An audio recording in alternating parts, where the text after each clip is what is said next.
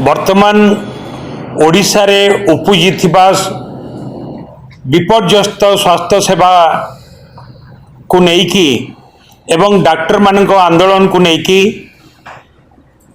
आम दलर वरिष्ठ नेता senior vice president Shri Devi Prasad Mishra से मध्य पूर्वतन हेल्थ मिनिस्टर थिले एवं पूर्वतन हेल्थ मिनिस्टर एवं दलर वाइस प्रेसिडेंट श्री अतनु सब्यसाची नायक ए संपर्क में आपण मानकु किछि सूचना देइचंती। सबुठु बड़ दुर्भाग्य है कि आपण माने समस्ते जानिचंती कि डॉक्टर माने जेपरी भाव में जनसाधारण को सेवा जोगई दियंती निश्चित भाव में से प्रशंसनीय एथिरे कौनसी संदेह नहीं। एवं सरकारी हॉस्पिटल ले वर्तमान वर्कलोड बढ़ी एइथिपाई बढ़ी कि विजु स्वास्थ्य कल्याण योजना बंद हवा परे नुआ योजना बीजेपी सरकार लागू कले आयुष्मान योजना उपरे लोकंकर विश्वास भरोसा नथिबारु एवं आयुष्मान योजना रे चिकित्सा हवा समय रे तांकु मध्य आउरी अधिक टंका दबार विभिन्न स्कीम रे एवं ट्रीटमेंट बेले टंका दबार आवश्यकता थिबारु संपूर्ण आयुष्मान योजना रे मागणा चिकित्सा व्यवस्था नथिबारु आयुष्मान योजना रे चिकित्सा पाई गला बेले प्राइवेट हॉस्पिटल ले विभिन्न प्रकार हैरान हरकत होतिबारु विजु स्वास्थ्य कल्याण योजना बंद हो जाइथिबारु पेशेंट माने एबे सरकारी हॉस्पिटल मुहा होइचंती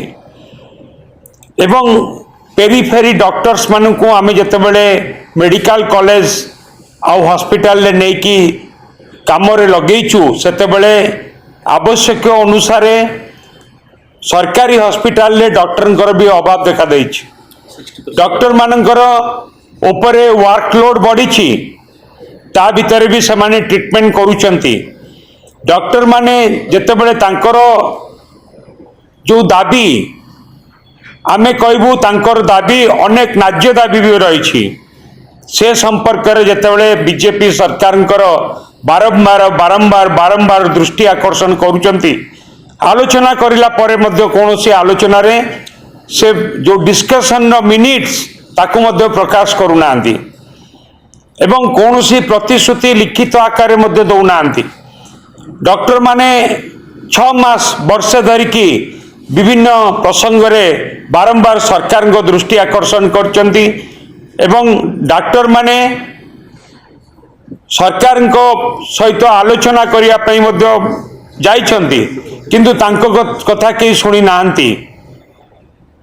सेतिके बेले जेतेबेले से बाध्य होइचंती आंदोलन को ओलेबा पई सेतेबेले सरकार डॉक्टर मानू नाली आखि देखौचंती नाली आखि कौन कि आमे तुमको चाकरी बाहर कर देबू